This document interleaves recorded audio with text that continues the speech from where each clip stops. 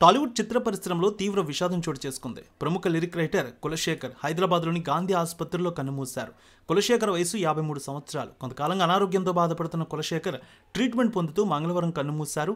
పాటల రచయితగా ఓ వెలుగు వెలిగిన ఆయన తర్వాత రోజుల్లో మానసికంగా చాలా కుంగిపోయారు. విశాఖపట్నానికి చెందిన కులశేఖర్ మొదట హైదరాబాద్లోని జర్నలిస్ట్గా తన కెరీర్ ప్రారంభించారు. తర్వాత లిరిక్ రైటర్గా మారారు. సిరివెన్నెల సీతారామశాస్త్రి దగ్గర శిష్యరికం చేయడం ద్వారా సినిమా పాటలకు సంబంధించిన మెలకువలు తెలుసుకున్నారు.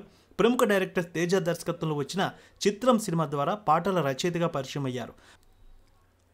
ఆ తర్వాత జయం, నువ్వు నేను, భద్ర, అలాగే సంతోషం, అవునన్నా కాదన్నా, వసంతం, రామ్మ చిలుకమ్మ, మృగరాజు, సుబ్బు, సైనికుడు వంటి చిత్రాల్లో సూపర్ హిట్ పాటలు రాశారు. కానీ తర్వాత ఆయన కెరీర్ అనుకున్న విధంగా సాగలేదు. మానసికంగా కులశేఖర్ కుంగిపోయారు. ఒక రకమైన మానసిక రుగ్మత కారణంగా దొంగతనాలు కూడా చేస్తున్నట్టు అప్పట్లో వార్తలు వచ్చాయి. దీనికి సంబంధించిన కేసుల్లో పలుమార్లు జైలుకు కూడా వెళ్ళి వచ్చారు ఆయన. కొన్నాళ్లుగా పెద్దగా సినిమాలకు పాటలు రాయలేదు ఆయన.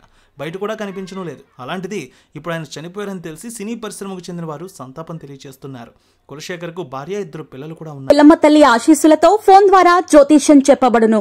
గురూజీ శ్రీనివాసరాజు జ్యోతిష్యంలో అపారమైన అనుభవం ఉన్న గురువు గారు మీకు ఏ సమస్య ఉన్నా పరిష్కారం చూపుతారు. ప్రేమ, పెళ్లి, విదేశీయానం, ఆరోగ్య సమస్యలు, ఆర్థిక ఇబ్బందులు, వాస్తు, దాంపత్య సమస్యలు, కుటుంబ కలహాలు, వ్యాపార సమస్యలు, ఇలా అన్నింటికీ పరిష్కారం చూపబడును.